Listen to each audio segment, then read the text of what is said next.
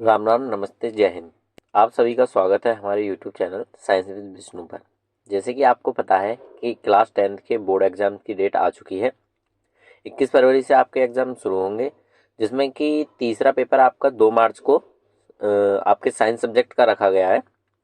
तो इसके लिए आपको एक बेहतरीन तैयारी की ज़रूरत है और सारे शस्त्र लेकर आपको अपने सारे शस्त्र इकट्ठा करने हैं और लेकर मैदान में क्या होना है, 3 मार्च को उतरना है।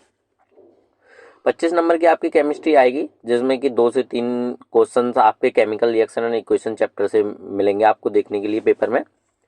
तो जो जरूरी टॉपिक्स हैं और जहां से क्वेश्चन ज़्यादा पूछे जा सकते हैं, उसी तर्ज पर हमने ये वन शॉट रिवीजन की क्लास रखी है, क्योंकि आपके पास टाइम इतना नहीं है कि पूरा सिलेबस आप डिटेल में पढ़ें और फिर उसका क्या करें, क्वेश्चन आंसर करें।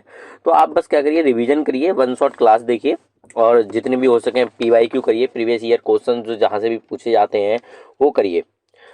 तो ज़्यादा अपना टाइम बर्बाद नहीं करेंगे, क्योंकि आपके पास भी टाइम बचा नहीं है। तन से मन से सरस्वती जी का ध्यान रखकर वीडियो को क्या करते हैं, शुरू करते हैं।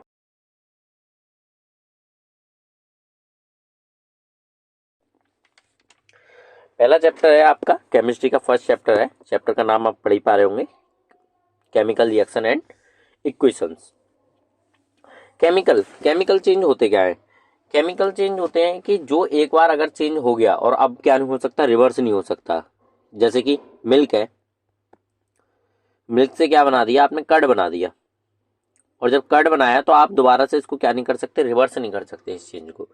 तो ऐसे चेंज को बोला जाता है केमिकल चेंज। और जब केमिकल चेंज होते हैं बेटा, तो इसका मतलब उसमें कुछ ना कुछ आपको देखने को जरूर मिल रहा होगा। मतलब फिजिकली जब आप उसे देख रहे होगे ऊपर से, तो आपको कुछ ना कुछ देखने को मिल रहा होगा वहां। अब वो चेंज क्या क्या हो सकते हैं जो आपको देखने को मिल सकते हैं? या तो हो सकता है टेम्परेचर चेंज होता है, जब आपने कोई चीज बनाई तो उसका क्या हो जाएगा, पहले टेम्परेचर कम था ज्यादा हो जाएगा, या पहले ज्यादा था फिर क्या हो जाएगा, कम हो जाएगा। कलर चेंज हो सकता है, पता चला कि कोई चीज कैसे भी कलर की थी, ब्लैक थी, ब्लू थी, ब्राउन थी, और अब आगे जाके रेड हो जा रही है या फिर किसी और कलर में क्या हो जा रही है, चेंज हो जा रही है। तो दूसरा चेंज क्या होता है, कलर चेंज होता है। स्टेट चेंज, स्टेट चेंज जैसे कि मिल्क से क्या बन गया, कर्ड बन गया, तो ये क्या स्टेट चेंज ही है बेटा। ठीक है, जैसे जो आपकी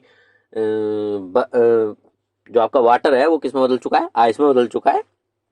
इस तरीके से क्या हो चुकी है, उसकी स्टेट चेंज हो चुकी है। ठीक, हालांकि वो एक फिजिकल चेंज है, उसे केमिकल चेंज नहीं बोलेंगे क्योंकि वो रिवर्स हो सकता है, लेकिन स्टेट चेंज हुई है। इवोल्यूशन ऑफ गैस, मतलब कोई भी गैस क्या हो सकती है, लिबरेट हो सकती है। एज ए बाई प्रोडक्ट कोई भी गैस आपको लिबरेट होती हुई दिखाई दे सकती है। तो हम हमारे पास सबका एक एक एग्जाम्पल हमको पता होना चाहिए। टेम्परेचर चेंज का भी पता होना चाहिए बेटा, और कलर चेंज, स्टेट चेंज और इवोल्यूशन ऑफ गैस। आपको इक्वेशन ड्राइव करनी आनी चाहिए, मतलब सबके एग्जांपल्स की एक एक इक्वेशन आपको ड्राइव करनी आनी चाहिए और पता भी होनी चाहिए कि कैसे होती है। अगर टेम्परेचर चेंज की बात करें कि आपने क्या किया, कोई भी एक्सोथर्मिक प्रोसेस उठा लीजिए। ठीक है, आगे समझेंगे कि एक्सोथर्मिक प्रोसेस होती क्या है, लेकिन उसमें क्या होगा, हमको टेम्परेचर चेंज का एग्जाम्पल मिल जाएगा। जैसे कि कैल्शियम है, सबसे बढ़िया एक्सोथर्मिक है।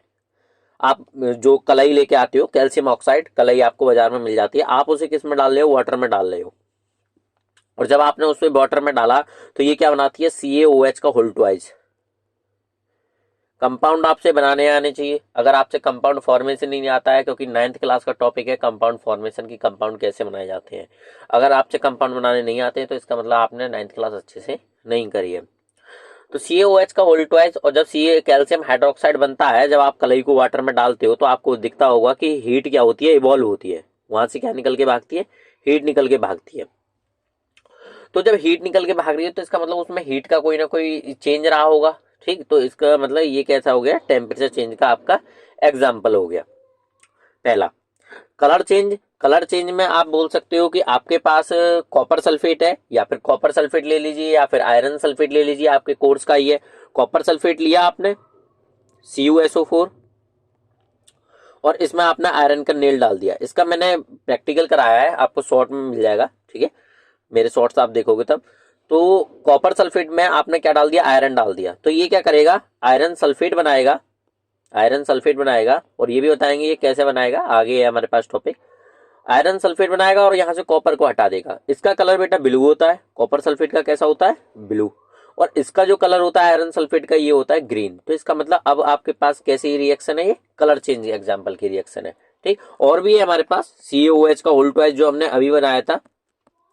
अगर मैं इसमें लगातार CO2 पास करता रहूं तो ये CaCO3 बनाएगा, CaCO3 बनाएगा, जिसका कलर आपको कैसा दिखाई देगा, मिल्की। ठीक है, इसका कलर कैसा दिखाई देगा, मिल्की। और यहाँ से वाटर को क्या कर देगा, अलग कर देगा। तो CaCO3 का कलर मिल्की दिखता है। ठीक है, ये भी क्या हो गया, आपके कलर चेंज के एग्जाम्पल हो गया। तो ऐसे आपसे कोई भी एक एक एग्जाम्पल पूछा जा सकता है। स्टेट चेंज की तो हमारे पास बहुत सारे एग्जाम्पल है। पता चला हमने क्या लिया, पहले कोई भी चीज सॉलिड ली। ठीक है, जैसे कि आपके पास पोटेशियम है। ठीक है, पोटेशियम था और इसे आपने किस में डाला, ये सॉलिड स्टेट में लिया, और आपको स्टेट लिखनी पड़ती है नीचे। पोटेशियम लिया, सॉलिड स्टेट में लिया, और इसे किस में डाला, वाटर में डाला। वाटर कैसा लिया आपने, लिक्विड लिया। ठीक, लेकिन अब इनका जो सॉल्यूशन बनेगा आप उसे बोलोगे KOH, potassium hydroxide. Potassium hydroxide, और इनकी स्टेट कहलाएगी एक्वस। इनकी किस का है, एक्वस, क्योंकि पोटेशियम हाइड्रोक्साइड कैसा था, सॉलिड था, अब ये घुल चुका है, तो इसको क्या बोलोगे आप, एक्वस। कोई भी चीज वाटर में घुल जाती है तो उसे क्या बोलोगे आप, एक्वस बोलोगे। नेक्स्ट आपका evolution of gas. Evolution of gas में आपने कोई भी चीज क्या करी, रिएक्ट करवाई, और उससे क्या निकल गई है, आपकी इवोल्यूशन ऑफ गैस हो चुका है। ठीक है, जैसे कि सोडियम है, सोडियम आपने किस में डाला, वाटर में डाला। वाटर में डाला, ये क्या बनाएगा, NaOH का होल ट्वाइस, NaOH, सोडियम की वैलेंसी 1 रहती है, NaOH प्लस यहाँ से लिबरेट होगी हाइड्रोजन गैस।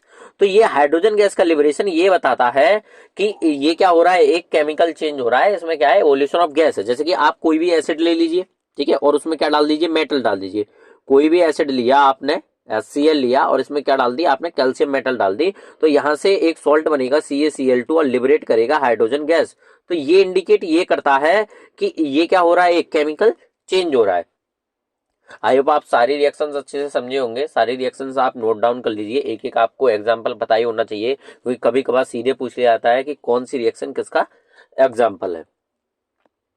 अब आपको केमिकल इक्वेशन ड्राइव करनी आनी चाहिए। आपने जो बोला, ठीक है, जैसे कि कैल्शियम रिएक्ट विद वाटर, हमने बोला आपसे calcium react with water. Calcium की रिएक्शन किसके साथ में है, वाटर के साथ में है, और क्या दे रहा है आपको, कैल्शियम हाइड्रोक्साइड दे रहा है। ठीक है, कैल्शियम हाइड्रोक्साइड दे रहा है, हाइड्रोक्साइड। तो इसका मतलब अब इस थ्योरी को, ये जो थ्योरी आपकी लिखी हुई है, ठीक है, ये जो केमिकल रिएक्शन आपने बोली है, अब इसे केमिकल इक्वेशन में ड्राइव करना आना चाहिए आपसे। इनके सारे सिंबल आने चाहिए, मतलब कि जब हम केमिकल इक्वेशन में ड्राइव करते हैं किसी भी चीज को, तो उनके क्या लिखते हैं, सिंबल लिखते हैं। कैल्शियम का सिंबल Ca, ठीक है, विद स्टेट के साथ में सॉलिड। वाटर लिया आपने, H2O, वाटर का सिंबल लिखा। ठीक, और इसको कैसे लिया, लिक्विड। आपने जब इसकी रिएक्शन कराई, जबकि क्या दे रहे हैं, कैल्शियम हाइड्रोक्साइड, CaOH का होल ट्वाइस। ठीक है, और इनकी स्टेट कैसी होगी, एक्वस। तो ये क्या कहलाएगी, ये कहलाएगी आपकी केमिकल इक्वेशन, और वो क्या कहला रही है, आपकी केमिकल रिएक्शन कहला रही है। देखिए, जैसे कि मैग्नीशियम प्लस ऑक्सीजन, मैग्नीशियम और ऑक्सीजन दिए गए हैं आपको, और बोला गया है जब ये रिएक्ट कर जाते हैं तो बनाते हैं मैग्नीशियम ऑक्साइड। अब आपने इस बात को बोल दिया, ठीक है, इस थ्योरी में बोल दिया। ठीक, एरो हेड से पहले आपको पता है रिएक्टेंट्स कहलाते हैं, और एरो हेड के बाद जितने भी होते हैं वो क्या कहलाते हैं, प्रोडक्ट कहलाते हैं। इतनी तो जनरल बात आपसे आती होगी। अब आपने इसे जब ड्राइव किया कि मैग्नीशियम यानी कि Mg प्लस ऑक्सीजन आपकी मतलब O2, इसने क्या दिया आपको, मैग्नीशियम ऑक्साइड MgO। ठीक, जब MgO बनाया तो इसको आप बोलोगे केमिकल इक्वेशन। इसको आपने क्या बोला है, केमिकल इक्वेशन बोला है। ठीक, तो आप डिफरेंस समझ गए होंगे केमिकल रिएक्शन और केमिकल इक्वेशन में क्या डिफरेंस है।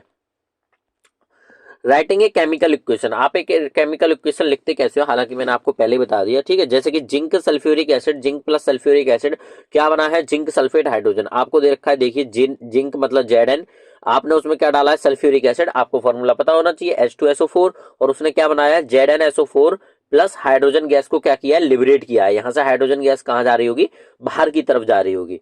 ऐसे ही आपने कैल्शियम प्लस ऑक्सीजन क्या दे रहे हैं, कैल्शियम ऑक्साइड बना रहे हैं, तो Ca आपने ड्राइव की इसका equation, Ca plus O2, oxygen को क्या लिखोगे आप, O2, और इन्होंने क्या बनाया, कैल्शियम ऑक्साइड बनाया है।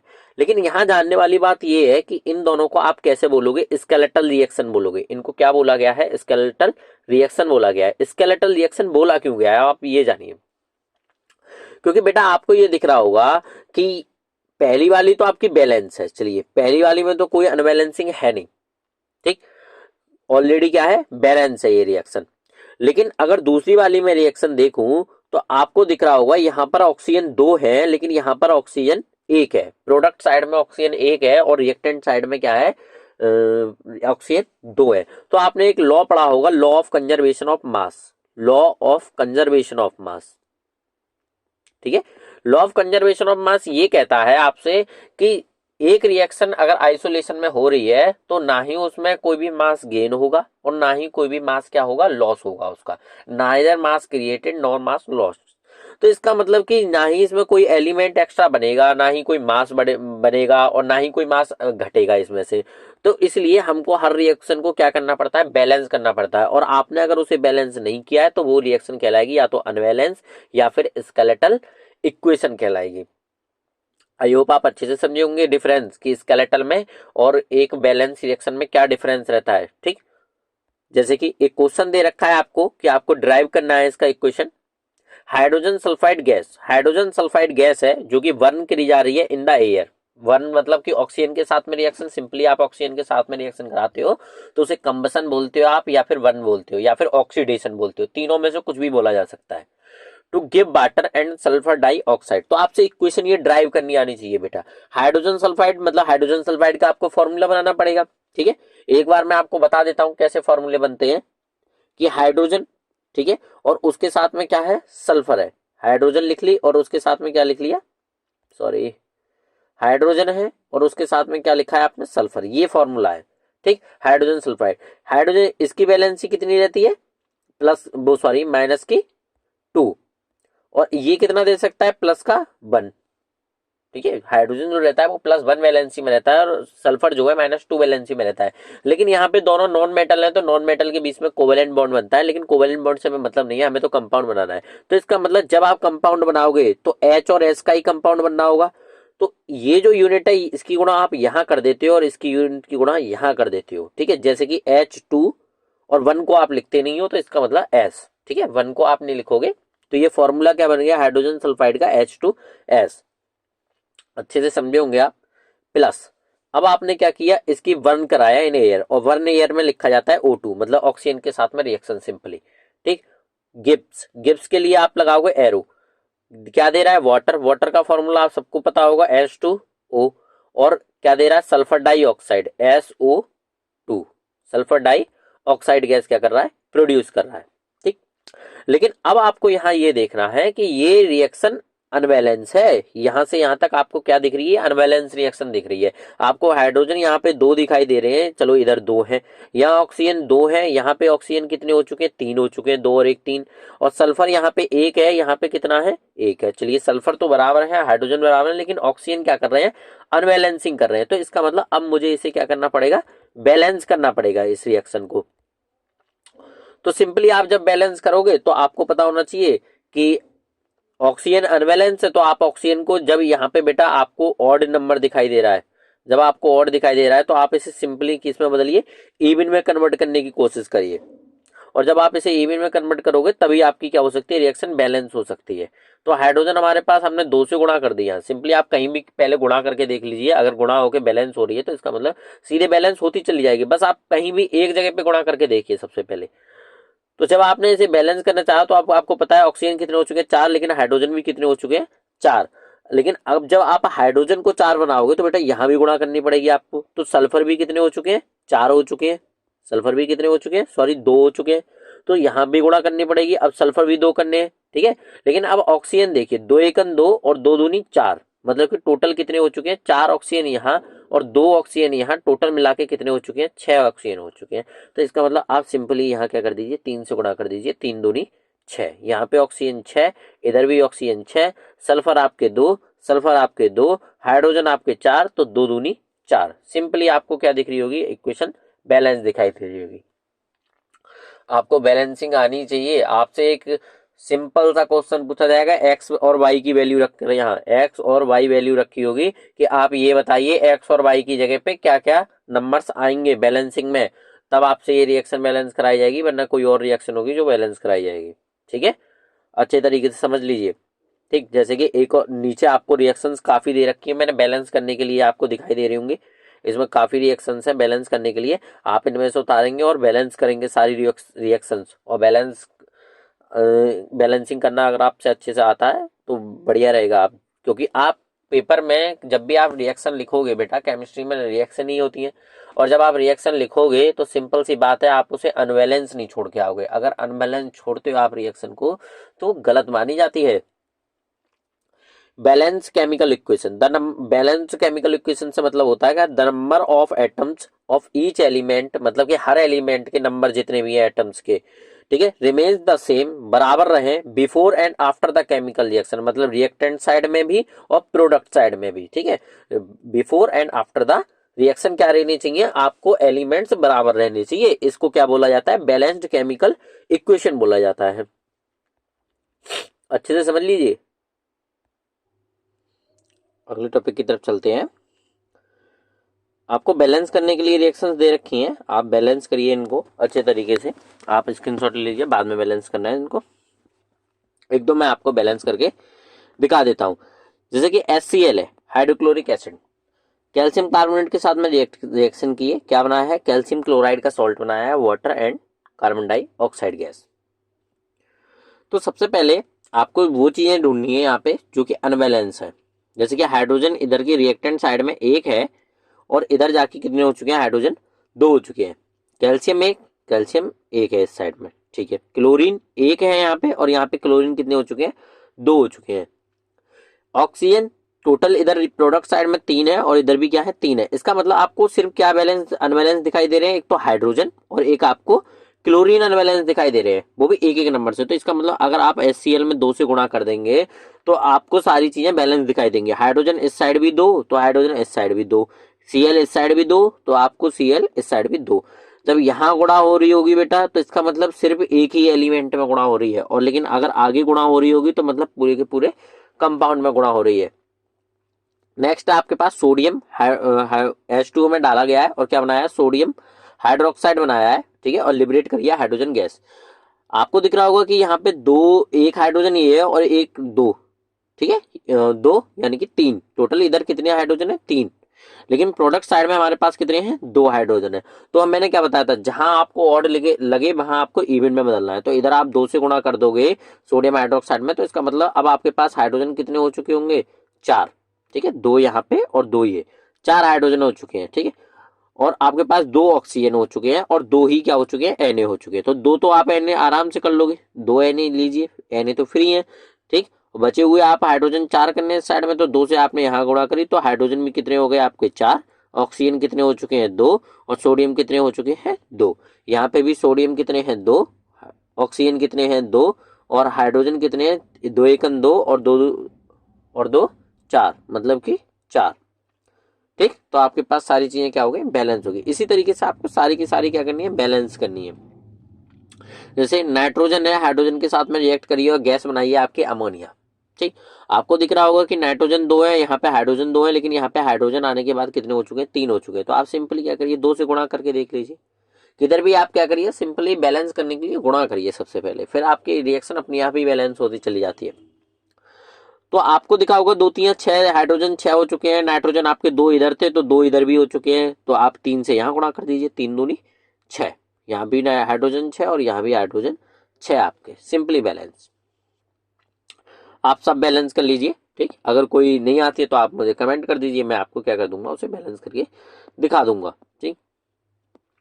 अब हम पढ़ेंगे, नेक्स्ट टॉपिक है हमारा टाइप्स ऑफ रिएक्शंस। आपको पता है यहाँ से आपको जो क्वेश्चन बनता है ज्यादातर यहीं से बनता है कि टाइप्स ऑफ रिएक्शन कौन कौन सी होती हैं। आपके टाइप ऑफ रिएक्शन एक 2 4 रिएक्शन दे दी जाएंगी, आइडेंटिफाई करवाया जाएगा आपसे कि ये कौन से टाइप की रिएक्शन है, ये कौन से टाइप की रिएक्शन है, आपसे पूछ लिया जाता है।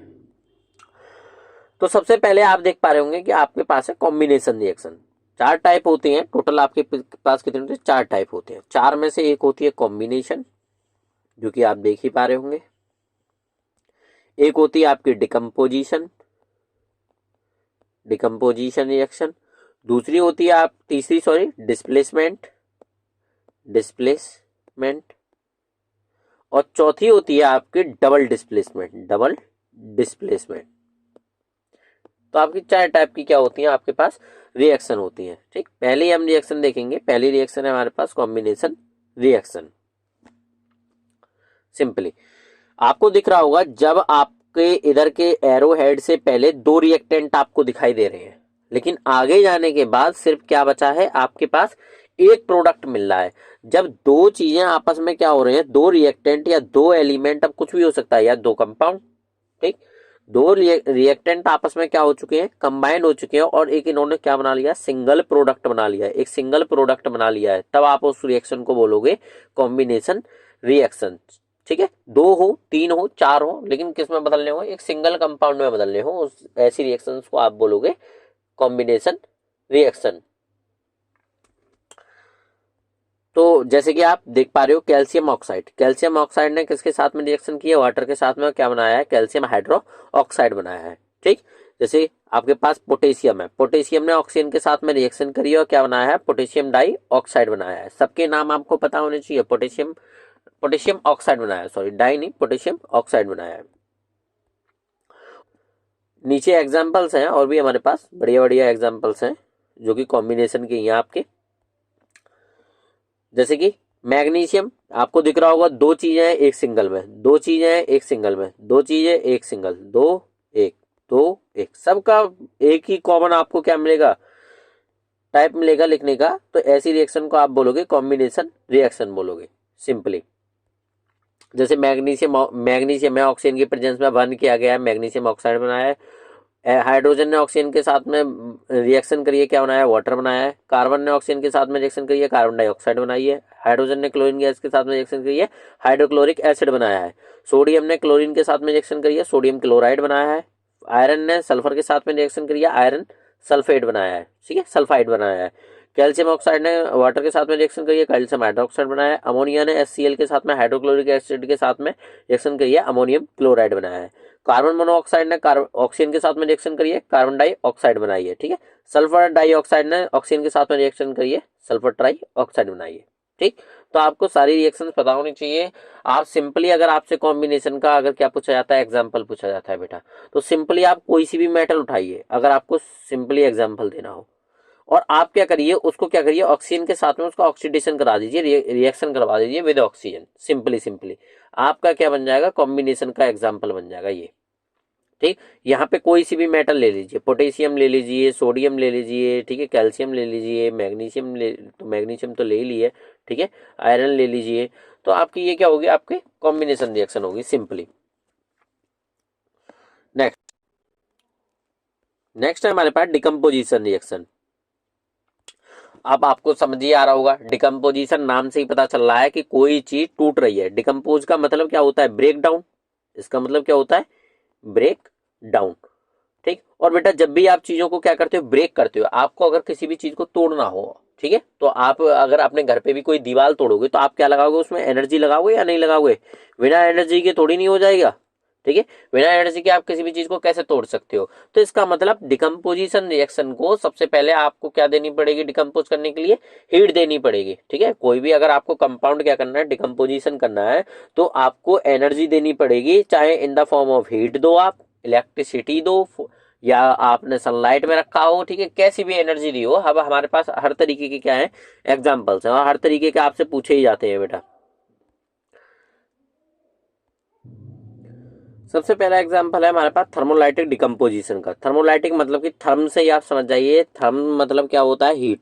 इसका मतलब क्या होता है, हीट। मतलब कि आपने जो एनर्जी दी है तोड़ने के लिए, वो किसकी फॉर्म में दी है, थर्मल एनर्जी की फॉर्म में दी है, हीट की फॉर्म में दी है। जिसमें कि सबसे बढ़िया एग्जांपल है आपका फेरस सल्फेट का। एनहाइड्रस फेरस सल्फेट लिया है आपने, मतलब कि बिना पानी का फेरस सल्फेट लिया है, फेरस सल्फेट के क्रिस्टल होते हैं। आपने क्या किया, उन्हें सिंपली क्या कर दिया, हीट कर दिया। ठीक, इसका जो कलर रहता है वो बेटा ग्रीन रहता है। ये कलर चेंजिंग का भी एग्जांपल है। इसका कलर कैसा रहता है, ग्रीन कलर का रहता है फेरस सल्फेट। ठीक, जब आपने इसे हीट किया तो ये फेरिक ऑक्साइड में, फेरिक ऑक्साइड मतलब Fe2O3, आपको अच्छे से नहीं दिख रहा होगा इमेज में, मैं बना देता हूँ, Fe2O3। ठीक, और इसमें से एक सफोकेटिंग गैस निकली है जिसको आप बोलोगे सल्फर डाइऑक्साइड गैस। ये कैसी है, सफोकेटिंग गैस है, ठीक है, दम गोटू सी गैस। ठीक, आपका दम सा घुटेगा अगर आप इसको सूंघोगे तो। SO3 सल्फर ट्राइऑक्साइड, यानी कि जब आप फेरस सल्फेट का क्या करते हो, डिकम्पोजिशन करते हो, जो कि एक ग्रीन कलर का है, in the presence of heat में क्या होता है, डिकम्पोजिशन होता है। सिंपली आप क्रिस्टल लीजिए, उन्हें क्या कर दीजिए, हीट कर दीजिए। फेरिक ऑक्साइड मिलेगा, सल्फर डाइऑक्साइड मिलेगी, सल्फर ट्राइऑक्साइड मिलेगी। फेरिक ऑक्साइड, मैंने क्यों बोला ये कलर चेंज रिएक्शन है, क्योंकि फेरिक ऑक्साइड का कलर कैसा रहता है बताइए, ये क्या है आपकी रस्टी तो है। फेरिक ऑक्साइड को ही क्या बोलते हो आप, रस्ट बोलते हो, मतलब जंग जिसे बोलते हो आप, लोहे वगैरह पे जो आ जाती है। तो इसको आपने क्या बोला है, ये कैसी होती है, ब्राउन कलर की होती है, नहीं होती है। तो इसका मतलब ये ग्रीन से कैसी हो चुकी है, ब्राउन हो चुकी है, इसलिए इसको कलर चेंजेबल रिएक्शन भी बोल देते हैं। और सीधी सी बात है, इसको थर्मोलाइटिक डिकम्पोजिशन भी बोल देते हैं। आप अच्छे से समझे होंगे, उम्मीद है मुझे। अगला हमारे पास जो डिकम्पोजिशन है वो है फोटोलाइटिक डिकम्पोजिशन। मतलब कि फोटो का मतलब आप फोटोसिंथेसिस से पता कर सकते हो कि फोटोलाइटिक डिकम्पोजिशन क्या होता है। ठीक, फोटो का मतलब होता है सनलाइट, फोटो का मतलब होता है सनलाइट। तो जो सनलाइट की प्रेजेंस में जो डिकम्पोजिशन होता है उसको आप बोलते हो फोटोलाइटिक डिकम्पोजिशन। आपके पास अगर सिल्वर क्लोराइड है, ठीक है, सिल्वर क्लोराइड है, और आपने क्या कर दिया, इसे सिंपली कहाँ रख दिया, सनलाइट में रख दिया, तो ये सिल्वर प्लस क्लोराइड में टूट जाएगा, सिल्वर प्लस क्लोराइड में टूट जाएगा। सिल्वर क्लोराइड का कलर होता है बेटा व्हाइट, और खाली सिल्वर का कलर होता है ग्रे। जो सिल्वर का कलर होता है वो कैसा होता है, ग्रे कलर का। इसका मतलब ये भी एक कलर चेंजेबल है हमारी, ठीक है। ये कैसा हो गया आपका व्हाइट, और ये कैसा हो गया आपका grey. Silver chloride decompose into silver and chlorine gas. Chlorine gas क्या हो जाएगी, यहाँ से उड़ जाएगी, सिल्वर सिल्वर आपके पास बचेगा। ठीक, और इसकी तरह एक और रिएक्शन है हमारे पास सिल्वर ब्रोमाइड की, सिल्वर ब्रोमाइड AgBr। ठीक, सिंपली आप इसे किस में रखिए, सनलाइट में रखिए। हमने किस में रखा, इसे सनलाइट में रखा। ठीक, तो ये किस में टूट जाएगा, Ag प्लस Br2। ठीक है, Ag प्लस Br2। इन दोनों रिएक्शंस का यूज जो हम करते हैं, ये जो दोनों रिएक्शंस हैं इनका यूज हम करते हैं ब्लैक एंड व्हाइट फोटोग्राफी में। दोनों रिएक्शंस का ब्लैक एंड व्हाइट फोटोग्राफी, दोनों रिएक्शन का यूज।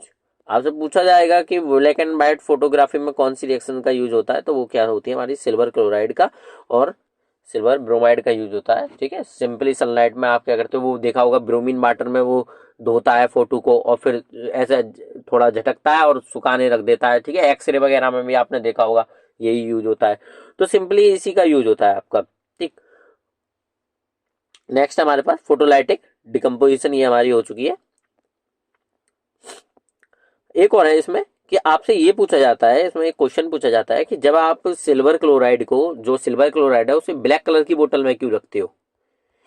ठीक है, इसे आपने किस में रखा है, ब्लैक कलर की बोतल में रखा है, जिसमें क्या नहीं जा सकती है, कोई भी रोशनी नहीं जा सकती है। क्योंकि बेटा क्योंकि अगर इस पर रोशनी पड़ी तो ये किस में डिकम्पोज हो जाएगा, सिल्वर प्लस क्लोरीन में। तो इसलिए इसको किस में रखा जाता है, ब्लैक कलर की बोतल में रख दिया जाता है। ठीक है, तो सिंपली याद रखना कि इसको ब्लैक कलर की बोतल में हमने क्यों रखा है।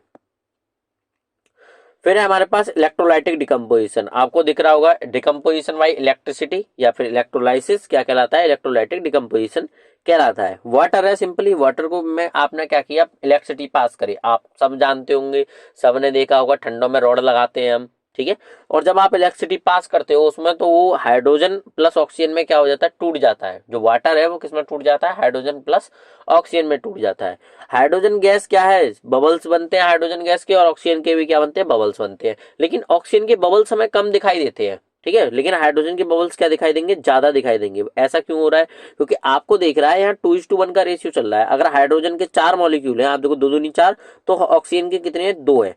ठीक है, तो 2:1 का रेशियो चल रहा है, मतलब कि हाइड्रोजन हमेशा दुगने अनुपात में है, किससे, ऑक्सीजन से। तो इसलिए हाइड्रोजन के बबल्स ज्यादा बनेंगे, ठीक है, और ऑक्सीजन के बबल्स क्या बनेंगे, कम बनेंगे। और हमेशा जो हाइड्रोजन के बबल्स बनेंगे, जो हाइड्रोजन के बबल्स बनेंगे वो बनेंगे कैथोड टर्मिनल पर। ठीक है, कैथोड होता है माइनस टर्मिनल। ठीक, और जो ऑक्सीजन के बबल्स बनेंगे वो बनेंगे आपके एनोड टर्मिनल पर। ये किस पे बनेंगे, एनोड टर्मिनल पर। ठीक है, एनोड कौन सा होता है, पॉजिटिव टर्मिनल होता है। तो ये भी आपसे सिंपली पूछ लिया जाता है। ठीक है, वाटर का स्प्लिटेशन पे कैथोड पे क्या बनेगा, एनोड पे क्या बनेगा। ठीक, और स्प्लिटेशन कैसे होता है, इलेक्ट्रिसिटी से होता है। ठीक, आपको इलेक्ट्रोलाइसिस पता होना चाहिए। ठीक, आप सिंपली एक और इलेक्ट्रोलाइसिस देख लीजिए, अगर वाटर का नहीं है तो आप, अगर सोडियम क्लोराइड है और सोडियम क्लोराइड को आपने वाटर में घोला है और सिंपली आप इसमें से इलेक्ट्रिसिटी पास कर देते हो, ये सोडियम प्लस क्लोरीन गैस में क्या हो जाता है, टूट जाता है, ठीक है। इसको भी आप क्या बोलोगे, इलेक्ट्रोलाइसिस ऑफ वाटर। लेकिन यहाँ क्या मिलेगा, सोडियम आपको घुले हुए फॉर्म में मिलेगा, ठीक है। वाटर में तो घुल जाता है सोडियम, तो घुली हुई फॉर्म में मिलेगा, ठीक। क्लोरीन गैस आपकी नेगेटिवली चार्ज होती है, तो इसका मतलब पॉजिटिव टर्मिनल पे मिलेगी, एनोड पे, ठीक है। इसका मैंने शॉर्ट भी डाल रखा है, शॉर्ट्स में ये वीडियो आपको मिल जाएगी इलेक्ट्रोलाइसिस नाम से, इलेक्ट्रोलाइसिस नाम से आप जाके देख सकते हैं वहाँ। थर्ड टाइप की रिएक्शन, हमारी जो थर्ड टाइप की रिएक्शन है उसका नाम है आपके डिस्प्लेसमेंट रिएक्शन। डिस्प्लेसमेंट रिएक्शन में आपको ये पता होना चाहिए कि आपने देखा कोई ए बी है, कोई कंपाउंड ए बी है हमारे पास, आपने कोई और इसमें एलिमेंट मिलाया, ठीक है। इस कंपाउंड में आपने इसके साथ किसी की रिएक्शन करवाई, किसी और एलिमेंट की, तब आपको दिखेगा कि वो एलिमेंट क्या जुड़ चुका है, ए को हटा दिया उसने, यहाँ से देखो ए को हटा दिया अलग, कंपाउंड से ए को अलग हटा दिया और खुद जुड़ गया बी के साथ में जाके, ठीक है। और कोई चीज किसी को तभी हटा सकती है वो क्या हो, जब क्या हो, एलिमेंट में हम रिएक्टिविटी की बात करते हैं बेटा, जब केमिस्ट्री की बात करते हैं तो रिएक्टिविटी की बात करते हैं। तो इसका मतलब जो सी है वो ज्यादा रिएक्टिव है किसके कंपैरिजन में, ए के कंपैरिजन में, ठीक है। ए कम रिएक्टिव है, तभी क्या हो गया, ए को हटा दिया सी ने, ठीक है। ए ज्यादा कम ताकतवर है और सी क्या है, ज्यादा ताकतवर है। अब ताकती आप जो ताकत है वो याद कैसे करोगे, ठीक है। सिंपल सा फंडा है डिस्प्लेसमेंट रिएक्शन करने का, कि आप क्या करो, ये रिएक्टिविटी सीरीज है जो कि आपके मेटल और नॉन मेटल चैप्टर से है, ठीक है। अभी आगे रिवीजन लेंगे मेटल और नॉन मेटल का। ये simply metal and non metal वाली आपकी रिएक्टिविटी सीरीज है। आप पूरी की पूरी रिएक्टिविटी सीरीज याद कर लो, ठीक है। और किस तरीके से याद करनी है वो मैं आपको बता देता हूँ, ठीक। इसको बोलेंगे हम, please stop calling me A zebra, ठीक है। आई लाइक हर।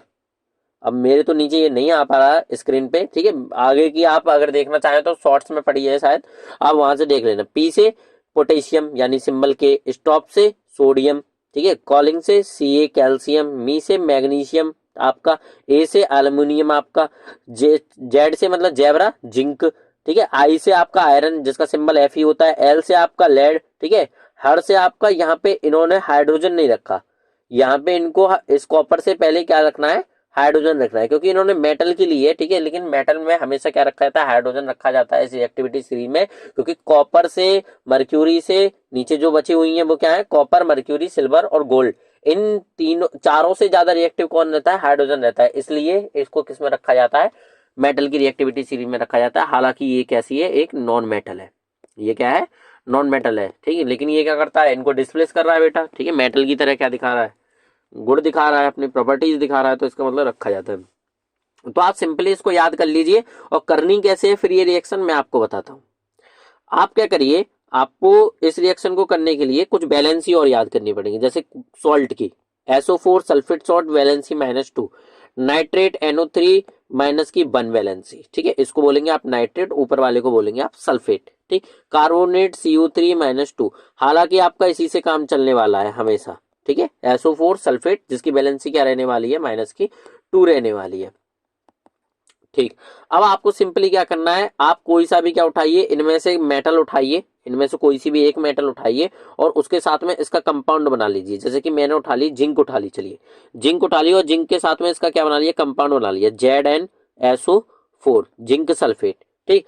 अब आपको क्या करना है, डिस्प्लेसमेंट रिएक्शन अगर आपको पॉसिबल करानी है तो आप इससे ऊपर वाली मेटल लेंगे, क्योंकि ऊपर वाली मेटल क्या होती है, सबसे ज्यादा रिएक्टिव होती है। हर एक मेटल अपनी ऊपर वाली से, सॉरी नीचे वाली से क्या होगी, ज्यादा रिएक्टिव होगी। जो ऊपर मेटल है वो ज्यादा रिएक्टिव होंगी और नीचे आते आते रिएक्टिविटी क्या होती जाएगी, घटती चली जाएगी, ठीक है। यहाँ लिखा हुआ है ना लीस्ट रिएक्टिव नीचे की तरफ, ऊपर लिखा हुआ है मोस्ट रिएक्टिव, ठीक।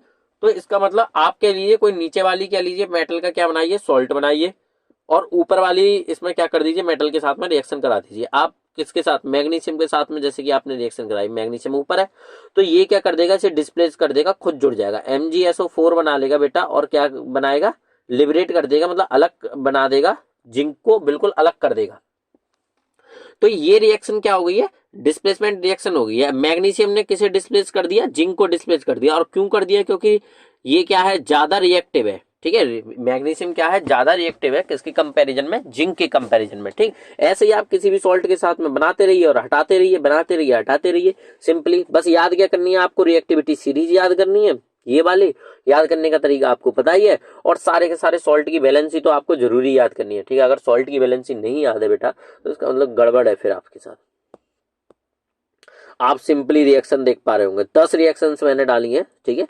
इनको रटना नहीं है, इनको रटना नहीं है। आप तो मैंने जो तरीका बताया, आप तो सिर्फ क्या बनाइए, सॉल्ट याद करिए, कंपाउंड बनाना सीखिए और सिंपली ऊपर रिएक्टिविटी सीरीज याद करके आराम से हटाते रहिए, ठीक। इनको रटने से कोई फायदा नहीं होगा, ठीक। आप रिएक्शन देख लीजिए, जैसे कॉपर सल्फेट है, कॉपर सल्फेट में आयरन डाला गया है, क्या बनाया, FeSO4 प्लस Cu, क्योंकि बेटा इसलिए बनाया है क्योंकि कॉपर क्या है, कम रिएक्टिव है। कॉपर कहाँ है, नीचे है आपके पास, कॉपर ये रहा, ठीक। और आपके पास जो आयरन है वो कहाँ है, ऊपर है, तो आयरन क्या करेगा, कॉपर को डिस्प्लेस कर देगा और क्या बनाएगा, आयरन सल्फेट बनाएगा, सिंपली। आपके पास सिल्वर नाइट्रेट है, सिल्वर नाइट्रेट में क्या डाला गया है, कॉपर डाला गया है, CuNO3 और Ag बना है, ठीक है। इसका मतलब कॉपर क्या है, ज्यादा रिएक्टिव था और सिल्वर कहाँ था, देखो नीचे है, ठीक है। इसीलिए सिल्वर को हटा दिया उसके सॉल्ट सॉल्यूशन से, ठीक। फेरस सल्फेट जिंक ने हटा दिया, कॉपर सल्फेट को लेड ने हटा दिया, ठीक है। जिंक सल्फेट को एल्युमिनियम ने हटा दिया और क्या बनाया, एल्युमिनियम सल्फेट बनाया, Al2SO4 का उल्थराइज, ठीक। लेड सल्फेट को आयरन ने हटा दिया, क्या बना दिया, फेरस सल्फेट बना दिया। सोडियम नाइट्रेट को पोटेशियम ने हटा दिया, क्योंकि पोटेशियम सबसे ऊपर रहता है। अगर इसमें सबसे ज्यादा रिएक्टिव पूछा जाता है तो वो कौन है, सबका सरताज पोटेशियम, ठीक है। और सबसे कम रिएक्टिव कौन होता है, आपका गोल्ड, इस रिएक्टिविटी सीरीज में, ठीक। हालांकि ये बहुत बड़ी होती है, ये तो आपके लेवल पे दे दी गई है छोटी सी।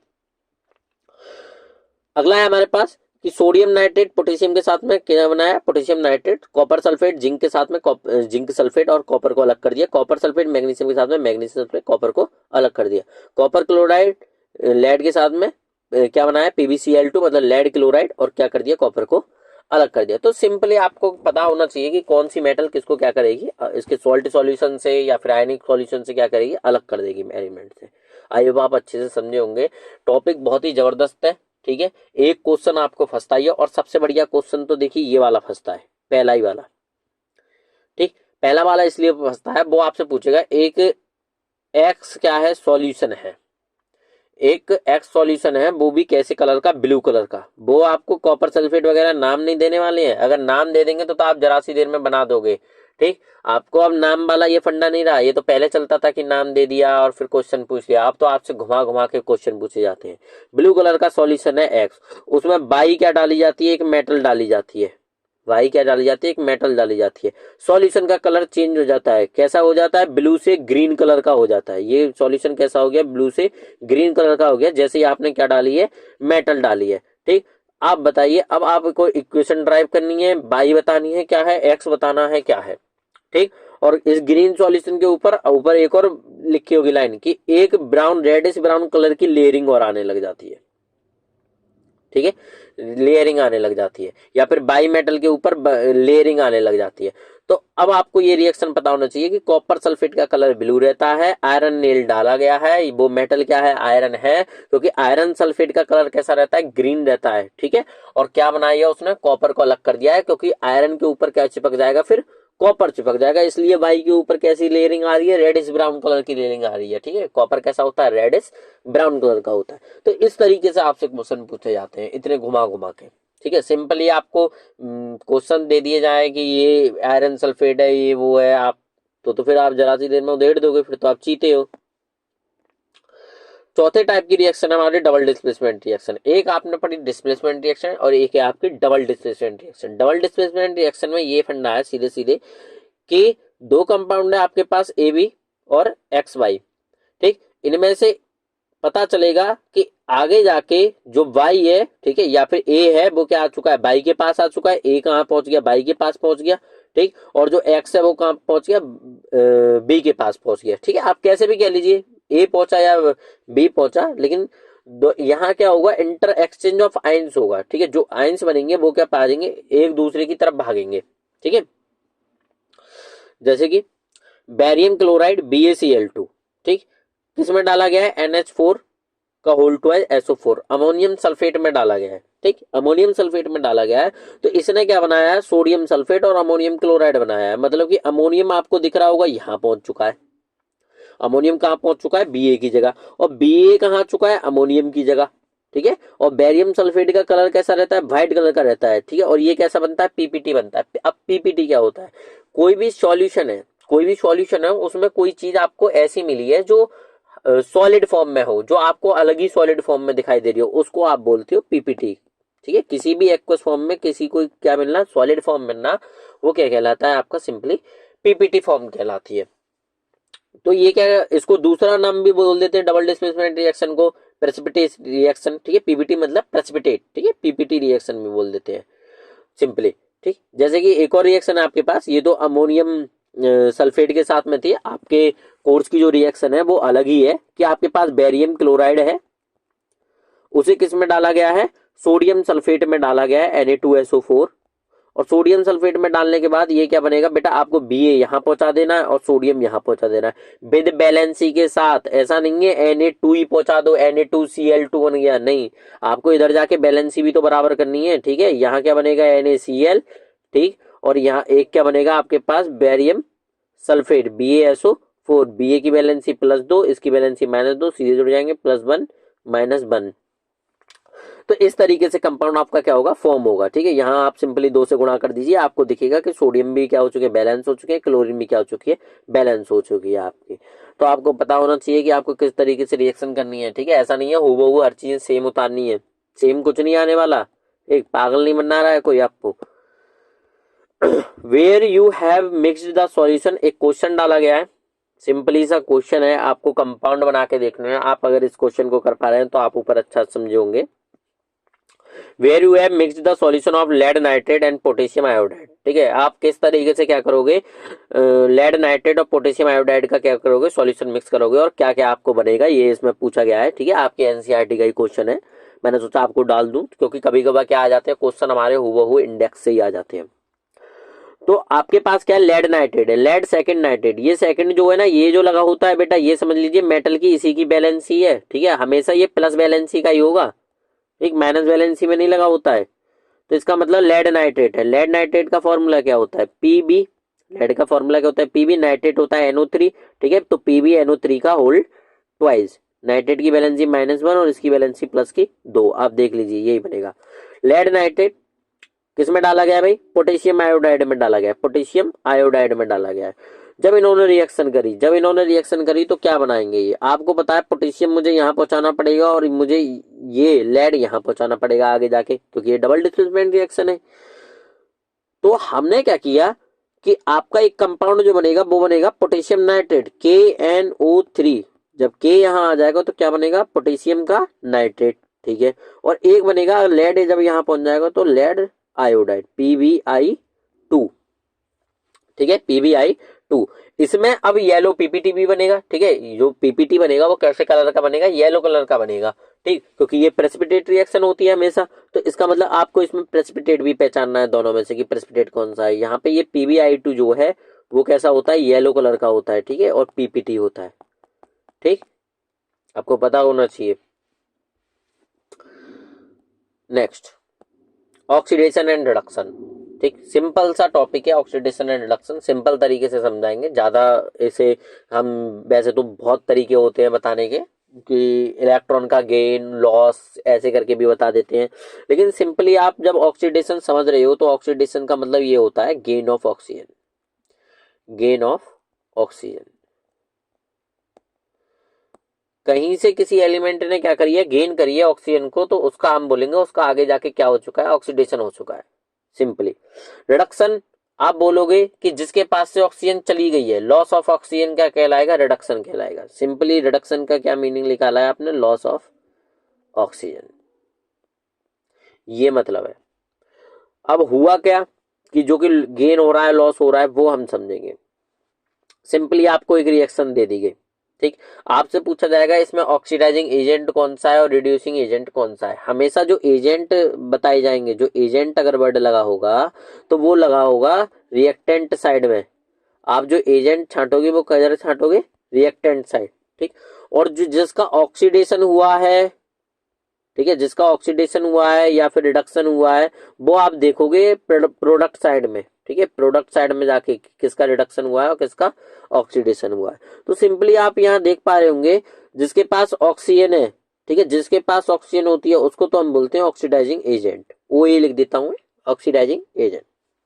और जिसके पास ऑक्सीजन नहीं होती है उसको आप बोलोगे क्या, रिड्यूसिंग एजेंट। बचे तो दो ही है यहाँ पे, एरो ऐड से पहले जब रिएक्टेंट साइड में आपसे कहा गया है कि आप रिएक्टेंट साइड में छांटोगे तो आपको दो ही दिखाई दे रहे हैं, एक आपके पास ऑक्सीडाइजिंग एजेंट, तो दूसरा बचा हुआ कौन हो गया आपका रिड्यूसिंग एजेंट। ठीक, अब आपने आगे जाके रिएक्शन में देखा, जब इनकी रिएक्शन हुई तो आपने ये देखा कॉपर पे से ऑक्सीजन हट चुकी है, कॉपर पे से ऑक्सीजन हट चुकी है, बिल्कुल फ्री हो चुका है। अगर फ्री एलिमेंट है तो इसका मतलब उसका तो हमेशा रिडक्शन ही है। ठीक है, कोई नहीं, आगे चल के समझेंगे ये बात। तो प्लस H2O, और किस में बदल चुका है, हाइड्रोजन किस में बदल चुका है, H2O में। तो देखो आगे जाके हाइड्रोजन पे गेन हो चुकी है ऑक्सीजन, जिस एलिमेंट पे आगे जाके ऑक्सीजन गेन हो जाए उसी का आप बोलोगे क्या हुआ है, ऑक्सीडेशन हुआ है। तो हाइड्रोजन ऑक्सीडाइज्ड, मतलब ऑक्सीडेशन, ऑक्सीडाइज्ड किसमें, H2O में। ठीक है, ऐसे आपको लिखना पड़ता है, हाइड्रोजन ऑक्सीडाइज किसमें हुआ है, H2O में हुआ है, मतलब वाटर में हुआ है। और copper oxide reduced into copper, copper oxide जो है वो रिड्यूस्ड हुआ है बेटा आगे जाके, रिड्यूस्ड किसमें, कॉपर में। ये हमें करना पड़ता है इसमें। ठीक, सिंपली बच्चे क्या लिखाते हैं कि कॉपर में ऑक्सीडाइज हुआ है, ठीक है, कॉपर को ऑक्सीडाइज कर दिया। बहुत तरीके से बच्चे अपनी अपनी धारणा बना लेते हैं। ठीक, तो सिंपली आपको इसी तरीके से याद रखना है, जिसके पास ऑक्सीजन है वो तो हो गया ऑक्सीडाइजिंग एजेंट, जिसके पास ऑक्सीजन है, जिसके पास नहीं है वो रिड्यूसिंग एजेंट। आप रिएक्टेंट साइड में छांटोगे ये चीज है। आगे जाके देखोगे किसके पास ऑक्सीजन आ चुकी है, उसका तो हो चुका है ऑक्सीडेशन, वो क्या हो चुका है, ऑक्सीडाइज्ड हो चुका है। और जिसके पास से ऑक्सीजन चली गई है आगे जाके, उसको आप बोलोगे रिडक्शन हो चुका है। सिंपली सिंपल फंडा है, कोई ज्यादा दिमाग लगाना नहीं है। ठीक, हालांकि हम बैलेंसी से भी चेक कर सकते हैं, लॉस ऑफ इलेक्ट्रॉन और गेन ऑफ इलेक्ट्रॉन से भी चेक कर सकते हैं कि किस तरीके से ऑक्सीडेशन होता है, किस तरीके से रिडक्शन होता है। मैं नीचे वाली में आपको समझाता हूं कि इनमें किस तरीके से ऑक्सीडेशन हुआ है, किस तरीके से रिडक्शन हुआ है गेनिंग ऑफ इलेक्ट्रॉन से। आपको ऑक्सीडाइजिंग और रिडक्शन तो आपको समझ में आ रहा होगा, यहाँ ये ऑक्सीडाइजिंग एजेंट, ये रिड्यूसिंग एजेंट, इसका क्या हुआ है आगे जाके रिडक्शन हुआ है, और इसका क्या हुआ है ऑक्सीडेशन हुआ है। ये तो सिंपली रिएक्शन है। ठीक, लेकिन अगर मैं इनकी गेनिंग ऑफ इलेक्ट्रॉन से देखूं तब आपको कैसे बताना होगा। जो एलिमेंट फ्री रहता है उसकी वैलेंसी हम मानते हैं जीरो, उसकी वैलेंसी क्या मानेंगे आप, जीरो मानेंगे। जिस जो क्या जुड़ा हुए हैं, जो जुड़े हुए कंपाउंड है, जो हेटेरो एटम्स है, उनकी बैलेंसी में निकालनी पड़ेगी। ऑक्सीजन की बैलेंसी -2 में, यहाँ इसकी बैलेंसी है +2 में। ठीक है, यहाँ कार्बन, यहाँ ऑक्सीजन की बैलेंसी है -2 में और कार्बन की बैलेंसी है +2 में। ठीक है बेटा, आपको पता है ये +2 से 0 बैलेंसी में जा रहा है, +2 से 0 बैलेंसी में जा रहा है, मतलब कि +4 से 0 की तरफ जा रहा है। मतलब इसे 2 इलेक्ट्रॉन मिले होंगे, 2 इलेक्ट्रॉन इसने क्या किए होंगे बेटा, गेन। ठीक है, जब तक 2 इलेक्ट्रॉन गेन नहीं करेगा तब तक इसका चार्ज नीचे कैसे आएगा, प्लस से। ठीक है, तो इसका मतलब 2 इलेक्ट्रॉन इसने क्या किए, गेन किए, और गेनिंग ऑफ इलेक्ट्रॉन क्या कहलाता है आपका, रिडक्शन। गेनिंग ऑफ एटम क्या कहलाता है, मतलब इलेक्ट्रॉन क्या कहलाता है, रिडक्शन कहलाता है। सिंपली आपको दिख रहा है यहाँ 0 है, 0 से +2 में, तो इसने क्या किए होंगे, 2 इलेक्ट्रॉन लॉस किए होंगे बेटा। ठीक है, 2 इलेक्ट्रॉन इसने क्या कर दिए हैं, लॉस। और लॉस ऑफ इलेक्ट्रॉन क्या कहलाता है आपका, ऑक्सीडेशन। लॉस ऑफ इलेक्ट्रॉन क्या कहला रहा है आपका, ऑक्सीडेशन। ठीक है, तो ऐसे भी आप बता सकते हो। दोनों तरीके मैंने आपको बता दिए, जो आपको अच्छा लगे, जो आपके लिए सुइटेबल हो, जिसे आप समझ पा रहे हो, वो तरीका आप यूज करिए। सिंपली इसमें इतना तो व्याख्या करनी नहीं है हमें। ठीक है, अलग अलग आप फंडे लगा रहे हो। ठीक, आपके कोर्स में क्या है कि सिंपली आप इधर ऑक्सीडाइजिंग एजेंट देखिए, इधर रिड्यूसिंग एजेंट देखिए, इधर जाके इसका क्या हुआ है, रिडक्शन हुआ है, इधर जाके देखा ऑक्सीजन आ गई तो इसका क्या हुआ है, ऑक्सीडेशन हुआ। सिंपली आप छांट के लिख दीजिए, आपको कुछ नहीं करना है। ये 2 इलेक्ट्रॉन 3 इलेक्ट्रॉन कहाँ गए, बैलेंसी कहाँ निकालनी है, आपको कोई जरूरत नहीं है। लेकिन जब रिएक्शन थोड़ी कॉम्प्लिकेटेड आ जाए तब ये जरूरत पड़ती है हमें। ऐसे ही नीचे वाले में हो रहा है। ठीक, आप करिएगा ऐसे। लास्ट टॉपिक है, शायद लास्ट ही है हमारे पास, एक्सोथर्मिक और एंडोथर्मिक। फिर हमारे पास कुछ क्वेश्चन है, बढ़िया क्वेश्चन है जो कि पूछे ही जाते हैं हर साल। ऐसे ही क्वेश्चन मैंने उठाए हैं, आप इन्हें भी देखेंगे। टॉपिक है आपके पास एक्सोथर्मिक एंडोथर्मिक। इसका तो सीधा फंडा मैं ऐसा बताऊंगा कि आप सीधे बता दोगे कि एक्सोथर्मिक है या एंडोथर्मिक है। ठीक है, लेकिन आपको मैं इक्वेशन ड्राइव करके दिखाऊंगा जो कि हर साल पूछी जाती है लगभग ज्यादातर केसों में। मैंने तो ज्यादातर सैंपल पेपर्स में देखी है कि वो रिएक्शंस मेनली पूछी जाती है। एक्सोथर्मिक, एक्सोथर्मिक आप यहां समझिए, डायग्राम में समझिए कि एक्सोथर्मिक का मतलब होता क्या है। बढ़िया सा डायग्राम मैंने डाला है तो इसका भी यूज करेंगे हम। आपको दिख रहा होगा कोई केमिकल है, उसमें से हीट क्या निकल रही है, बाहर की तरफ भाग रही है।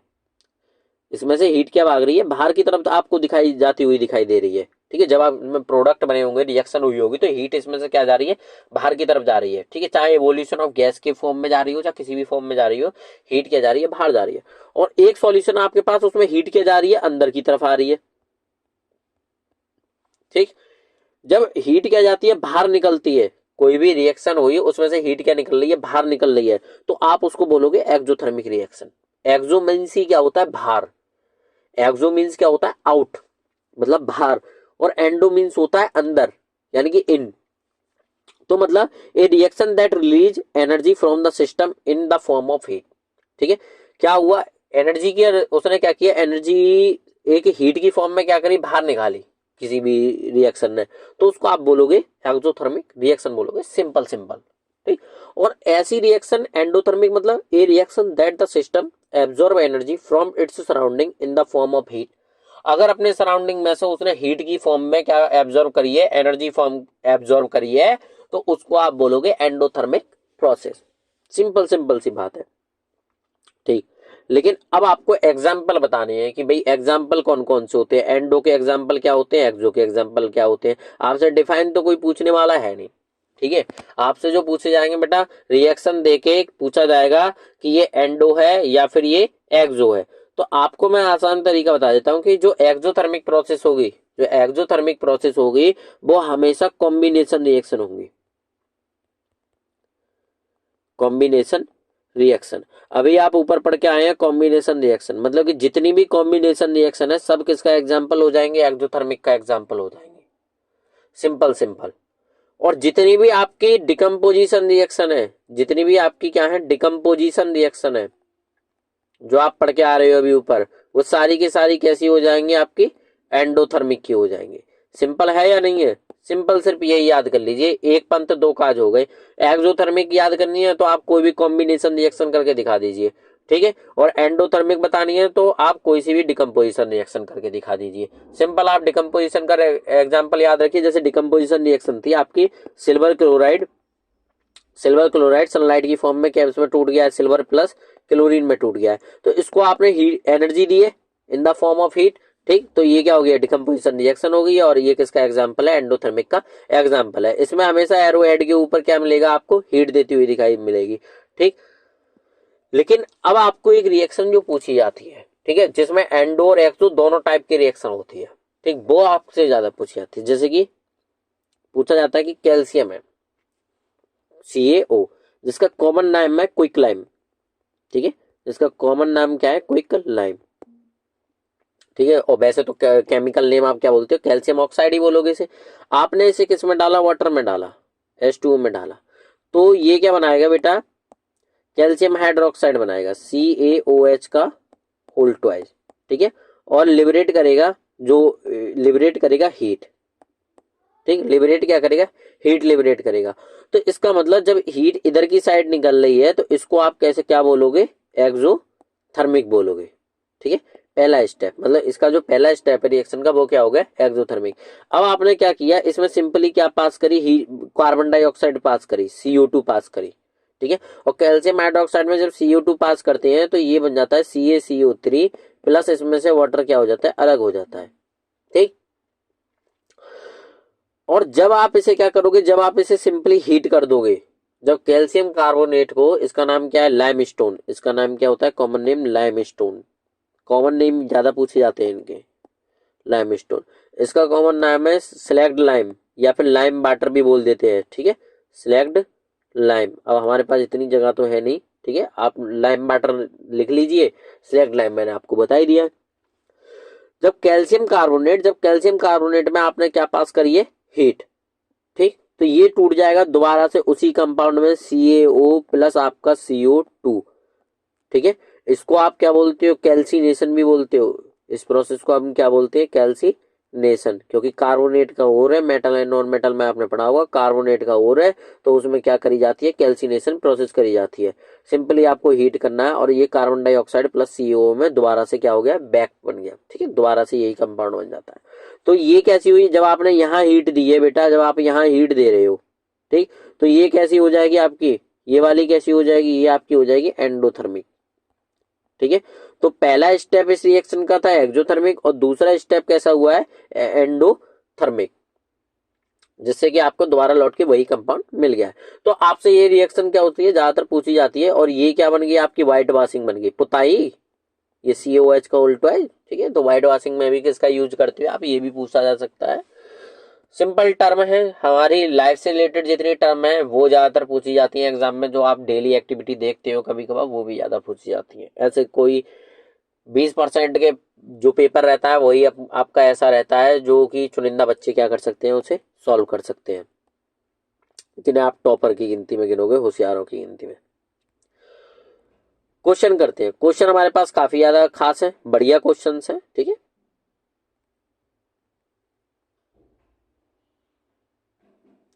पहला question, A solution of potassium chloride when mixed with silver nitrate. आपको भाई सीधी सी बात है, इसमें क्वेश्चन बस पता है कैसे आएंगे कि आपको डेरिवेशन करने आनी चाहिए, मतलब ड्राइव करनी आनी चाहिए इक्वेशन। और आपसे अगर ड्राइव करने आ रहे हैं, फॉर्मूले ड्राइव करने आ रहे हैं, तो इस चैप्टर में कुछ नहीं रखा है, आपके 2-3 नंबर फ्री के हैं, क्योंकि आगे भी ड्राइव करने हैं आपको बेटा। तो इसका मतलब पहला क्वेश्चन है आपके पास, इस solution of potassium chloride when mixed. Potassium chloride का सॉल्यूशन है आपके पास। और पोटेशियम क्लोराइड कैसे लिखते हो आप, पोटेशियम क्लोराइड का सॉल्यूशन कैसे बनाओगे, KCl, और इसकी फॉर्म लोगे एक्वस। सॉल्यूशन को हम बोलते हैं AQ। When mixed with silver nitrate, silver nitrate का फॉर्मूला क्या होता है, AgNO3, sorry AgNO3। An insoluble white substance is form. जब इनकी रिएक्शन हुई तो एक इंसॉल्युबल व्हाइट सब्सटेंस फॉर्म बना। और मैंने क्या बताया, जब आप दो सॉल्यूशन को क्या करोगे, आपस में मिक्स करोगे, और जिसमें एक सब्सटेंस कैसा बन जाए, हार्ड बन जाए, इंसॉल्युबल बन जाए, तो उसको आप बोलोगे प्रेसिपिटेशन रिएक्शन या फिर डबल डिस्प्लेसमेंट रिएक्शन। ये सीधा फंडा है क्वेश्चन का। दो सॉल्यूशन मिक्स किए, एक इंसॉल्युबल बन जाए उसमें, तो सीधे समझ जाओ डिस्प्लेसमेंट रिएक्शन है और PPT रिएक्शन है, ठीक है। Right the chemical reaction involve and also mention the type of chemical reaction. Chemical reaction पूछिए आपसे, केमिकल रिएक्शन भी लिखवा रहा है, और आपसे पूछ रहा है type of chemical reaction. Type तो हमने बता दिया, डबल डिस्प्लेसमेंट रिएक्शन है या फिर प्रेसिपिटेशन रिएक्शन है। रिएक्शन करके देखते हैं। जब आप इसकी रिएक्शन करोगे तो मैंने बताया आपको इसको यहां पहुंचाना पड़ेगा डबल डिस्प्लेसमेंट में, और इसको यहां पहुंचाना पड़ेगा, मतलब इंटर एक्सचेंज ऑफ आइंस। तो क्या बनेगा, AgCl, क्योंकि Ag क्या जाएगा, K की जगह जाएगा, तो क्या बनेगा AgCl। और पोटेशियम किसकी जगह जाएगा, सिल्वर की जगह जाएगा, तो यहां बनेगा पोटेशियम नाइट्रेट KNO3, ठीक है। पोटेशियम नाइट्रेट एक्वस रहता है, Ag सिल्वर क्या रहता है, सॉरी सिल्वर क्लोराइड क्या रहता है आपका, सॉलिड फॉर्म में रहता है, इनसॉल्युबल फॉर्म में रहता है, जो कि कैसा दिखेगा आपको, व्हाइट कलर का दिखाई देगा। इसीलिए तो वो कह रहा है आपसे कैसा बनेगा, इनसॉल्युबल व्हाइट सब्सटेंस, ठीक है, इनसॉल्युबल व्हाइट सब्सटेंस बनेगा। आई वो आप अच्छे से समझे होंगे। थ्योरी आपको कैसे लिखनी है वो तो आपको पता है, ठीक, लेकिन क्वेश्चन कैसे करना है वो मैं आपको बताऊंगा, ठीक है। रिएक्शन क्या ड्राइव हो रही है वो मैं आपको बताऊंगा, क्योंकि कुछ आप भी तो करोगे, सब कुछ मैं कर दूंगा तो कैसे काम चलेगा।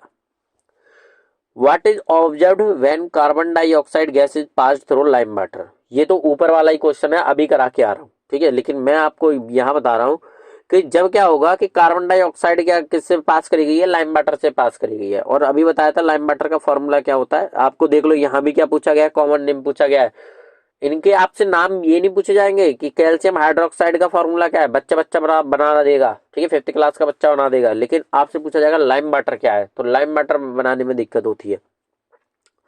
तो COH का उल्टा है, लाइम वाटर है आपके पास, इससे क्या पास करी गई है, कार्बन डाइऑक्साइड गैस पास करी गई है, मतलब CO2 सिंपली। क्या होगा जब रिएक्शन होगी, पहले कंडीशन दी गई है फॉर शॉर्ट ड्यूरेशन, मतलब थोड़े समय के लिए, 2-4 आपने क्या करी उसमें 2-4 बार कार्बन डाइऑक्साइड निकाली, तब क्या होगा, ठीक है। या फिर आप क्या करते हो, उसे आप टेस्ट ट्यूब में ले लीजिए लाइम वाटर को और फूंक मारते रहिए, उसमें बाहर की तरफ फूंक मारते रहिए, क्योंकि आप जब बाहर सांस छोड़ते हो तो क्या निकालते हो, कार्बन डाइऑक्साइड। तब आपको क्या दिखेगा, ये बनना होगा कैल्शियम कार्बोनेट में, CaCO3 प्लस H2O में, ये कंडीशन होगी। इसको आप क्या बोलोगे, लाइमस्टोन। शॉर्ट ड्यूरेशन, जब आप शॉर्ट ड्यूरेशन में इस रिएक्शन को कर रहे होगे तो। लेकिन आपने फर्दर इसमें कार्बन डाइऑक्साइड पास करते रहे, लगातार कार्बन डाइऑक्साइड पास करते रहे, तो ये बनेगा बेटा Ca, ठीक है, CaHCO3 का होल ट्वाइस, ये कंडीशन बनती है, मतलब कैल्शियम बाई कार्बोनेट। अब इसमें क्या बना है, कैल्शियम बाई कार्बोनेट, ठीक है। आप चाहे तो इस फॉर्मूले को खोल के लिख लीजिए, वो भी सही रहेगा। CaOH का वो CaSCO3 का whole twice, calcium bicarbonate बोला जाता है इसको। ठीक है, जब आप ज्यादा समय के लिए क्या कर रहे हो, कार्बन डाइऑक्साइड पास कर रहे हो किससे, लाइम वाटर से, और कम समय के लिए पास कर रहे हो तो क्या बनेगा, सिंपली आपका कैल्शियम कार्बोनेट बनेगा। इसका कलर कैसा होता है, मिल्की। ठीक है, इसका कलर कैसा होता है, मिल्की। लेकिन जब ये धीरे धीरे इसमें बदलेगा कैल्शियम बाइकार्बोनेट में, तो इसकी मिल्कीनेस क्या होने लग जाएगी, खत्म होने लग जाएगी। ठीक है, आपके काफी क्वेश्चंस कराए हैं मैंने केमिकल रिएक्शन एंड इक्वेशन से, आप मेरी वीडियो में जाके देखिए, बहुत अच्छे अच्छे क्वेश्चंस हैं। Name the type of chemical reaction represented by the following equation, मतलब कि आपको ये बतानी है, रिएक्शंस दे रखी हैं सिंपली आपके सामने, आपको सिर्फ इतना आइडेंटिफाई करना है कि ये आपकी कौन से टाइप की रिएक्शन है। ठीक है, 4 टाइप की रिएक्शन पढ़ी थी हमने, कॉम्बिनेशन पढ़ी थी आपकी, और डिकम्पोजिशन, ठीक है, डिस्प्लेसमेंट, डबल डिस्प्लेसमेंट। तो आपको उन्हीं में से क्या करना है, आइडेंटिफाई करना है। ठीक, आप कैसे करोगे कि इधर क्या है, ए और बी है, इधर जाके क्या बन चुका है, ए बी बन चुका है। ठीक है, तो ये कैसी हो चुकी है, आपकी कंबाइन हो गई है ना बेटा, ये क्या हो चुके हैं, आपस में कंबाइन हो चुकी हैं। ठीक है, आगे जाके तो इसको आप बोलोगे simply combination reaction, combination reaction. ठीक, दूसरे है आपके पास बैरियम क्लोराइड एल्युमिनियम सल्फेट में डाला गया है, क्या बनाया है, एल्युमिनियम क्लोराइड और बैरियम सल्फेट। आपको दिख रहा होगा ये यहाँ पहुंच गया है आगे जाके, और ये वाला यहाँ पहुंच गया आगे जाके सल्फेट के पास। देखिए, सल्फेट के पास बैरियम आ चुका है और क्लोरीन के पास एल्युमिनियम आ चुका है। ठीक है, और ये इंटर एक्सचेंज ऑफ आयंस कौन सी रिएक्शन बताई थी हमने, डबल डिस्प्लेसमेंट। ये कौन सी हो चुकी है आपकी, double displacement reaction. I hope आप अच्छे से समझे होंगे क्वेश्चन को। तीसरा है आपके पास FeSO4, आपको हीट किया गया है। ठीक है, हीट ऊपर नहीं आया है इसमें एरो में, पता नहीं क्यों आपने हीट किया उसको, Fe2O3 plus SO2 plus SO3 में क्या हो चुका है, टूट चुका है। ये कौन सी रिएक्शन थी जिसमें एक सिंगल ए बी, एक से ज्यादा में ए प्लस बी प्लस सी में क्या हो जाता है, टूट जाता है। ABC था और किस में टूट गया, ए प्लस बी प्लस सी में अलग अलग टूट गया। इसको आप क्या बोलोगे, डिकम्पोजिशन। टूटने से ही मतलब क्या समझ में आ रहा है, डिकम्पोजिशन रिएक्शन। ठीक है, सिंपली इसको आपने क्या बोला गया है, डिकम्पोजिशन रिएक्शन बोला है। सारे क्वेश्चंस आप अच्छे से समझे होंगे। फोर्थ क्वेश्चन है और लास्ट क्वेश्चन है हमारा। ठीक है, इस टॉपिक का लास्ट क्वेश्चन है हमारे पास, zinc react with silver nitrate. Zinc ने किसके साथ में रिएक्शन करी है, सिल्वर नाइट्रेट के साथ में रिएक्शन करी है। तो आपको जिंक क्या लिखते हो आप, Zn। ठीक है, किसके साथ में रिएक्शन करी है, विद के साथ प्लस सिल्वर नाइट्रेट, फॉर्मूला क्या होता है, AgNO3। AgNO3 क्या प्रोड्यूस किया है, जिंक नाइट्रेट, मतलब ZnNO3 का होल ट्वाइस, ZnNO3 का होल ट्वाइस। और क्या प्रोड्यूस किया है आपका, सिल्वर, मतलब Ag। ठीक है, आपको ये कंपाउंड बनाने आने चाहिए बेटा, अगर आप कंपाउंड नहीं बना पा रहे हो तो फिर आपके साथ बहुत बड़ी दिक्कत है। ठीक है, फिर अब आपके पास टाइम नहीं है कि आप ये क्या सीख सको, कंपाउंड सीख सको। ठीक है, मैं सिंपली आपको देखो एक बता के दिखाता हूँ कि कंपाउंड कैसे बनाते हैं आप। जैसे कि आपको बोला गया है कि आप क्या बनाइए, जिंक का, जिंक का कार्बोनेट बनाइए, CO3। ठीक है, कार्बोनेट पता होना चाहिए, कार्बोनेट का सिंबल क्या होता है, जिंक क्या होता है उसका सिंबल पता होना चाहिए। सिंपली इसकी वैलेंसी -2 है, बैलेंसी पता होनी चाहिए, और इसकी वैलेंसी होती है +2। ठीक, हमें बैलेंसी का क्रॉस ओवर की क्या करनी पड़ती है, गुणा करनी पड़ती है। ठीक, क्रॉस ओवर गुणा करनी पड़ती है, मतलब Zn में इसकी गुणा कर दीजिए 2 की, और CO3 में भी किसकी गुणा कर दीजिए, 2 की। अब ऐसा मत करना कि CO3 ये हेट्रो एटम्स में आपने क्या कर दी, गुणा कर दी, कि सर ने तो बोला था गुणा कर दो तो C2O6 बना दो इसे। नहीं बेटा, ये गलत हो जाएगी आपकी। ठीक है, ये क्या है, गलत है रिएक्शन का टाइप आपका लिखने का, आप ऐसे नहीं बना सकते। आपको क्या करना पड़ेगा, जब हेट्रो एटम्स रहते हैं ऐसे हमारे पास सॉल्ट सॉल्यूशन जब रहते हैं, तब आप क्या करोगे, Zn। ठीक है, माना कि इसमें आपने 2 लिख लिया, ये हमेशा यूनिट या तो डिफर होनी चाहिए, ठीक है, बराबर नहीं होनी चाहिए, बराबर आप कभी नहीं लिखोगे। और क्या लिखा, CO3, और इसमें भी 2 लगा रहे हो आप, तो ये आपकी गलत है, ये भी डेरिवेशन। ठीक, आपको सिंपली क्या लिखना पड़ेगा, ZnCO3 का होल ट्वाइस, ZnCO3, क्योंकि बैलेंसी जब बराबर होती है तो आप काट दीजिए, सिंपली क्या बनेगा आपका, ZnCO3। 3 बनेगा। अगर यहाँ -1 और +1 होती तो भी आप क्या लिखते, ऐसे लिखते, ठीक। लेकिन क्या होगा अगर वैलेंसी क्या आ जाए, अलग आ जाए, जैसे एल्युमिनियम है प्लस की 3 वैलेंसी है, ठीक, और इसमें सल्फेट के साथ में जोड़ा गया है SO4 जिसकी वैलेंसी क्या है -2 है, तब आप इसकी गुणा करोगे, तब आप बनाओगे एल्युमिनियम के 2 लोगे, क्योंकि एल्युमिनियम की गुणा यहाँ होगी, इसकी सल्फेट की यूनिट की गुणा एल्युमिनियम है, ठीक है, और पूरे SO4 के क्या लोगे आप, 3 यूनिट लोगे, तो Al2SO4 का होल थ्राइस। आई होप आप अच्छे से समझे होंगे, वीडियो आपको पसंद आई होगी। टाइम आपके पास ज़्यादा बचा नहीं है, ठीक है। 2 मार्च को आपका क्या है, पेपर है, ठीक। काफ़ी बढ़िया करके करके आना है आपको पेपर, ठीक। बस मेन मेन चीज़ें आप याद करिए, जो भी आपको नॉर्मल चीज़ें जो लगती हैं, जो सब्जेक्ट आपके मजबूत हैं उन्हें और भी ज़्यादा मजबूत बनाइए, ठीक। और जो आपके सब्जेक्ट जो नंबर खींचने के हैं, जिन सब्जेक्ट से आपको क्या मिले, नंबर मिले, आपकी परसेंटेज अच्छी खासी बन जाए, ठीक है, उन्हें तो आप और अच्छे तरीके से पढ़िए। जैसे कि आपकी हिंदी है, ठीक है, हिंदी है, इंग्लिश है, ठीक, और आपके पास SST है, ये बेटा ये जो सब्जेक्ट हैं ये आपके नंबर बनाएंगे, ठीक है, ये आपकी परसेंटेज बनाएंगे। ये मैथ और साइंस आपकी परसेंटेज घटाएगी, मैथ रही, साइंस रही, इनमें आपकी परसेंटेज क्या रहेगी, बच्चे की कम रहती है, ठीक। तो आप इनको पढ़िए, इनको अच्छे तरीके से, इनका करने का तो एक ही तरीका है, जितना आप प्रैक्टिस कर लें, जितना आप क्वेश्चन की प्रैक्टिस कर लें, उतना आप अच्छे तरीके से कर पाएंगे साइंस को और मैथ को। लेकिन हिंदी और इंग्लिश को आप क्या करिए, 2-3 बार लगातार क्या करते रहिए, ऐसे पढ़ते रहिए, आपको चीजें क्या होती चली जाएंगी, याद होती चली जाएंगी, ठीक। आई होप आपको वीडियो अच्छी लगी होगी, मोटिवेशन भी अच्छा लगा होगा हमारा, ठीक। अगर वीडियो अच्छी लगी है लाइक करें वीडियो को, चैनल को सब्सक्राइब करें और शेयर करें जो भी लोग आपके हाई स्कूल में हो, ठीक। और अगर आप किसी को PDF चाहिए, ये अगर किसी को PDF चाहिए तो वो क्या करें, मुझे इंस्टाग्राम पे मैसेज कर सकता है, ठीक है। इंस्टाग्राम का लिंक मैंने बायो में डाल रखा है, और मैं डिस्क्रिप्शन में भी दे दूंगा इंस्टाग्राम का लिंक, ठीक। सिंपली आप मुझे वहां कर दीजिए, मैसेज कर दीजिए PDF और चैप्टर का नाम लिख के, मैं आपको PDF क्या कर दूंगा, प्रोवाइड कर दूंगा, ठीक। थैंक यू, नमस्कार।